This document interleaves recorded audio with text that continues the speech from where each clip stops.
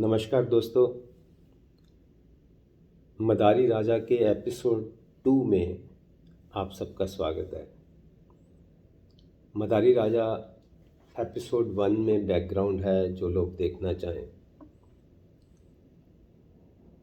आज हम बात करेंगे फेयरवेल पार्टी की। मदारी राजा की स्क्रिप्ट में जो जजेस हैं वो कल्पना है कि या कहानी है कि वो सब पंच हैं, जैसे पहले पंच होते थे। तो राजा पंच अपॉइंट करता है, मदारी राजा जो है, और जो चीफ जस्टिस है वो सरपंच हो गया। एक पंच उनमें से संजय कमाल है, और संजय कमाल इंसिडेंटली जस्टिस संजय कौल से कुछ उसकी चीज़ें मिलती हैं, तो हमने सोचा कि जस्टिस संजय कौल 2 दिन में रिटायर होने वाले हैं। उनकी सुप्रीम कोर्ट में तो फेयरवेल पार्टी हो गई है, तो आपके माध्यम से कुछ उनसे सवाल पूछते हैं। पहली बात तो ये कि farewell party, this is my considered opinion, और जब हमारे जीएनएस त्यागी चेयरमैन थे और मुझे याद है हमारे दोस्त संजीव शर्मा सेक्रेटरी हुआ करते थे, तो हम तीनों ने मिलकर एक प्रेस कॉन्फ्रेंस की थी जिसमें ये बात कही थी कि फेयरवेल पार्टी सिर्फ उन्हीं की होनी चाहिए जो honestly, with compassion, with dedication, with great commitment अपनी जॉब करते हैं। सबके लिए नहीं, इसको रूटीन नहीं होना चाहिए। और मेरे को ये बताते खुशी भी होती है कि supreme court when I was the secretary, तो 9 जजेस का farewell party I arrange when I was secretary, but 1 जज, चीफ जस्टिस ऑफ इंडिया, आई बायकॉटेड, ये कह के कि ही डजंट डिजर्व। और काफ़ी सारे लोग, attorney general, additional solicitor general, काफ़ी लोगों ने मेरे साथ उस फेयरवेल फंक्शन को बायकॉट भी किया था। तो जब जस्टिस संजय कौल की बारी आई तो तब भी मैंने बार में ये बात करी कि आपस में डिस्कस तो करिए, ऐसे नहीं कि रूटीन में कर दें। और दूसरी बात ये है कि अगर आप अरेंज भी करते हैं, कोई भी फंक्शन जब अरेंज होता है सॉरी, तो मेरा सोचना ये है कि एक लीडर ऑफ ओपोजिशन भी होना चाहिए। आप जो सरकारी बात करते हैं तो बाहर में एक लीडर ऑफ ओपोजिशन होना चाहिए, जो हर फंक्शन पे, हर कार्यक्रम में उसको बोलने का समय मिलना चाहिए। और जब तक ये नहीं बनाते तब तक मैंने सोचा कि चलो, मैं तो वो जनसत्ता का फ़ैन हूँ, जो एक उसका पोस्टर आता था, सबको खबर दे, सबकी खबर ले। तो जनसत्ता के प्रिंसिपल पे ही चलते हैं, सबको इन्फॉर्म तो करें क्या हो रहा है। तो मैं सेल्फ अपॉइंटेड ओपोजिशन लीडर की तरह कई बार काम करता हूँ। तो इस मुद्दे पे मैंने सोचा कि जस्टिस कौल से ये पूछते हैं कुछ सवाल। पहला तो ये कि जब भी कोई 3-4 दोस्त, हमने ये देखा है, आपस में मिलते हैं, कोई प्रोग्राम बनाते हैं, तो सबके साथ फेयर होते हैं। मैं ये बात इसलिए कर रहा हूँ कि ये सबको पता है कि जस्टिस संजय कौल भी चीफ जस्टिस इंडिया बन सकते थे। जस्टिस संजय कौल, जस्टिस धनंजय चंद्राचूड़ जो चीफ जस्टिस हैं, और जस्टिस टी.एस. ठाकुर जो उस टाइम चीफ जस्टिस थे, ये आपस में दोस्त हैं। और इन्होंने कई लोगों से ये बात करी कि अगर 2 दोस्त दोनों चीफ जस्टिस बन सकते हैं, पहले संजय कौल बन जाएं 1 साल के लिए, और उसके बाद चंद्राचूड़ बन जाए, तो ये कोई भी दोस्त, 99.99% दोस्तों में ये फैसला होता कि ये तो ठीक बात है, दोनों को मौका दो ना चीफ जस्टिस बनने का।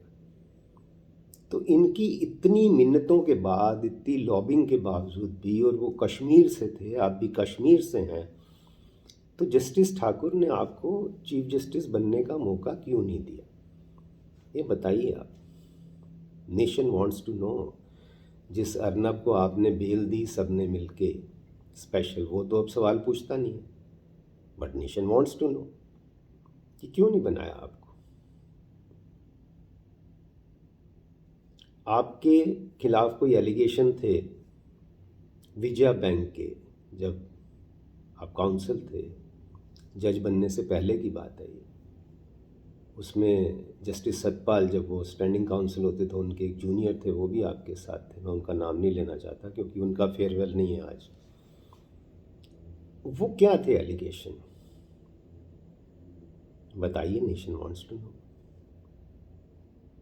एक इंटर्न, मैं क्योंकि पिछले 20-25 साल से डिफरेंट स्कूल कॉलेजेस में जाता हूँ, एमिटी में बहुत जाता हूँ, तो कुछ स्टूडेंट मेरे को उन्होंने बताया कि आपकी कोई इंटर्न थी जिसको आप रात को 1 बजे आई लव यू मैसेज भेजते थे। I know you are a married man, आपकी वाइफ इतनी अच्छी फैमिली से, वेल रेड, वेल बिहेव्ड, तो रात को 1 बजे तो आप वहीं सो रहे हैं घर में, तो आपकी वाइफ को ये पता है कि आप रात को 1 बजे किसी इंटर्न को ये मैसेज भेज रहे हैं आई लव यू। एक सबसे सीरियस बात जो मैं, तीसरी बात आपसे पूछता हूँ कि एक एफआईआर हुई पश्चिम विहार पुलिस स्टेशन में 643/23 अंडर सेक्शन 115, 120 बी एंड 302। इस एफआईआर में जो एलिगेशन है, वो सब हंसेंगे कि एलिगेशन क्या है। एलिगेशन ये है कि एक रमेश बरेजा है जिसने 9 करोड़ रुपया आपके ब्रदर के जूनियर से लेना है उस फैमिली से, तो उसने इनका मर्डर कराने की कोशिश की। जिसने पैसे लेने हैं उसने मर्डर कराने की प्लानिंग की। ये कोई मानने वाली बात है? और कैसे प्लानिंग की? कोई निखिल एक उसको एक्यूज़ बना लिया, फिर अप्रूवर बना लिया, फिर उसको बेल दे दी। वो ये कहता है कि मेरे को रमेश बरेजा ने ये एक रिवॉल्वर दी और कहा कि इन लोगों का मर्डर करा दो, और मैंने 2 लोग हायर किए, उनको घर दिखाया, और फिर मैंने रिवॉल्वर वापस कर दी ताकि उसकी तो छुट्टी होगी, मैंने ली थी जी, वापस कर दी, तो पुलिस उसको कुछ कर ही नहीं सकती। वो 2 व्यक्ति जो हैं, 2 बच्चे जो हैं, वो 50 दिन से ज़्यादा जेल में रहे हैं इस बोगस एलिगेशन पे। और एक यदुवंशी जो सेशन जज है, उसने रमेश बरेजा की बेल डिसमिस की है, totally ignoring the judgment of Arnesh Kumar of Supreme court.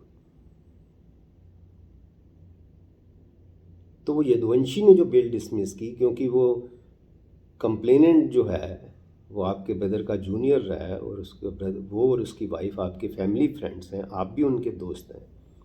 8 senior पेश होते रहे हैं कंप्लेनेंट की तरफ से इस बोगस केस में। अरविंद निगम, सिद्धार्थ लूथरा तो मेरे को पता लगा वो मजिस्ट्रेट को भी मिसगाइड कर रहे थे। जब बेल 50 दिन बाद भी बेल दी तब भी अपोज कर रहे थे।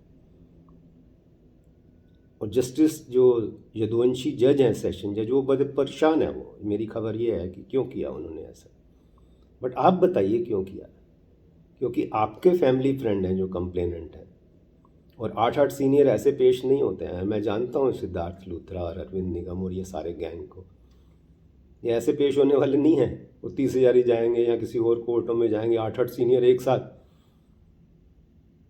तो पक्का आपका रोल, ऐसा लगता है कि आपका रोल रहा होगा उसमें, नहीं तो वो जज ऐसे कैसे हिम्मत कर सकते हैं सुप्रीम कोर्ट की जजमेंट इग्नोर करने की?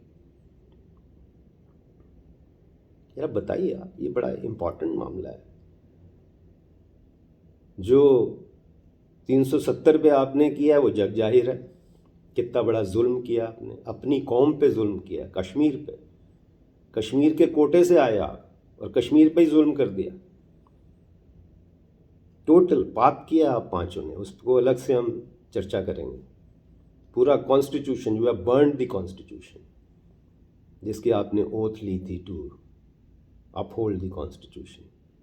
अच्छी बात ये हुई, ब्यूटी ऑफ सोल, मेरे एक चैप्टर है बुक में, beauty of soul, fundamentally soul is divine. तो आपका कहीं तो दिल दुखा, कहीं तो ज़मीर जागा, तो आपने वो बात करी, तो ब्यूटी ऑफ सोल प्रूव हुई। और ये भी प्रूव हो गया, आपने खुद लिखा कि 47 से आज तक जो ह्यूमन राइट वायलेशन है उसकी इंक्वायरी करो। तो आपने क्या किया?